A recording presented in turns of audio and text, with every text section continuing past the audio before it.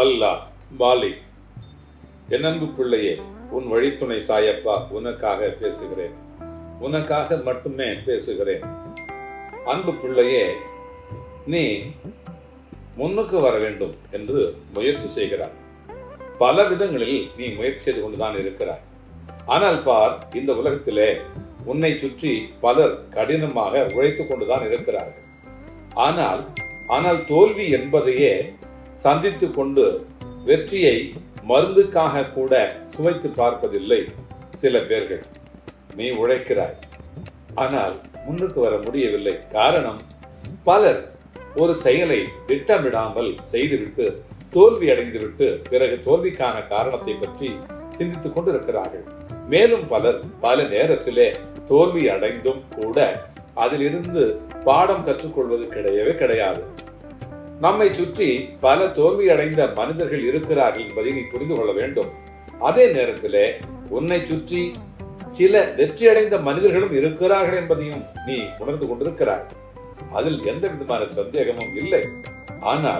ஆனால் தோல்வி அடைந்த அந்த மனிதர்களிடத்திலே திட்டமிடாத வாழ்க்கை முறையை நீ கவனித்து பார்க்கலாம். அதே நேரத்திலே வெற்றியடைந்த மனிதர்களிடத்திலே திட்டமிட்ட செயலை கண்கூடாக நீ பார்க்கலாம். அதை நீ பார்த்து தெரிந்து கொள்ள வேண்டும். வெற்றியடைந்த அந்த மனிதரிடத்திலே நேரம் தவறாமை மிக முக்கியமானது. நேரத்திலே ஒரு செயலை செய்யும் பாங்கு என்று பல நல்ல குணங்கள் கண்கூடாக தெரியும் அந்த மனிதர்களிடத்திலே. மேலும் வெற்றியாளர்கள் சிந்தனையோடு உழைக்கிறார்கள், சிந்தனை செய்கிறார்கள், உழைக்கிறார்கள். வெற்றியாளர்கள் அதற்கு உண்டான பலன்களை அவர்கள் அடைகிறார்கள். அதிலும் சந்தேகம் இல்லை. கடின உழைப்புக்கு ஈடு இணை இல்லை என்கின்ற நேற்றைய கோட்பாடு என்பது தவறானது. சிந்தனையோடு திட்டமிட்ட அந்த கூடுதலான உழைப்புக்கு ஈடு இணை என்பது கிடையவே கிடையாது என்பதுதான் இன்றைய கோட்பாடு. கால கட்டத்திற்கு உகந்த கோட்பாடு. கடினமாக உழைப்பவர்கள், அதுவும் திட்டமிடாமல் கடினமாக உழைப்பவர்கள் வெற்றி அடைவது என்பது தாமதமாகும்.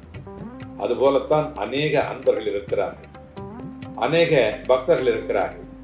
அதை அவர்கள் செய்ய தவறிவிட்டு பிறகு என் மீது குறை சொல்லுகிறார்கள். அப்பா, எனக்கு எதுவும் தரவில்லை, எனக்கு எதுவும் கிட்டவில்லை என்று சொல்லுகிறார்கள். திட்டமிடுவதில் தான் வெற்றியினுடைய மறைபொருள் ரகசியம் அடங்கி இருக்கிறது. சரியான நேரத்தில் சரியான வேலையை சரியாக திட்டமிட்டால் வெற்றியில் பாதி அப்பொழுதே உனக்கு கிடைத்து விட்டதாக நீ எடுத்துக்கொள்ளலாம். ஆம், என்னுடைய அன்பு பக்தர்களே, வெறுமனே கடுமையாக உழைத்தால் வெற்றி அடைய முடியாது. உழைப்புக்கு உண்டான பலனை பெற வேண்டுமானால் முன்கூட்டியே திட்டமிடல் வேண்டும். திட்டமிடாமல் செயல்படுவர்களுடைய வாழ்க்கை துடுப்பில்லாத படகை போல அது அங்கங்கே அலைந்து கொண்டிருக்கும், நிலைகுலைந்து போய்விடும். வெறுமனே ஒரு செயலை செய்கின்றோம் என்று இல்லாமல் எதை செய்கிறோம் என்று தெளிவான சிந்தனையோடு அந்த செயலை செய்ய வேண்டும். திட்டமிடாத கடினமான உழைப்பு என்பதில் பலன் மிக மிக குறைவாகவே கிடைக்கும். ஆனால் காலமும் உடல் உழைப்பும் மிக மிக அதிகமாக செலவிடப்பட்டிருக்கின்ற அந்த நேரத்தில் வெற்றி உனக்கு கிடைக்கும்.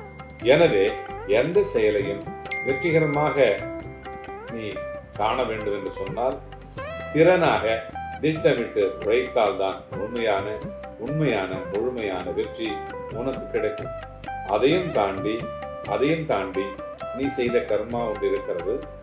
என்னுடைய வாழ்த்து, என்னுடைய பக்கபலம் உனக்கு இருக்கிறது.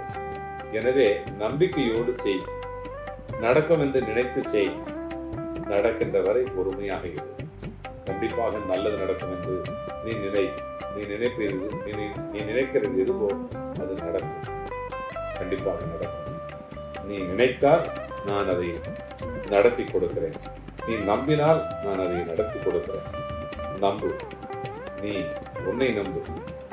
முதலில் உன்னை நீ நம்பு. இந்த உலகம் உன்னை நம்பும். பிறகென்ன வெற்றி உன்னை நம்பி உன்னிடத்தில் வந்து சேரும். மீண்டும் அடுத்த ஒரு நிகழ்ச்சியில் உனக்கு நல்லதை சொல்லுகிறேன். மீண்டும் உன்னை தேடி வருவேன். உன்னுடைய வாழ்க்கை முழுவதும் நான் வந்து கொண்டே இருப்பேன். நீ வென்று கொண்டே இருப்பாய், வென்று கொண்டே இருப்பாய். அல்லாஹ் மாலிக்.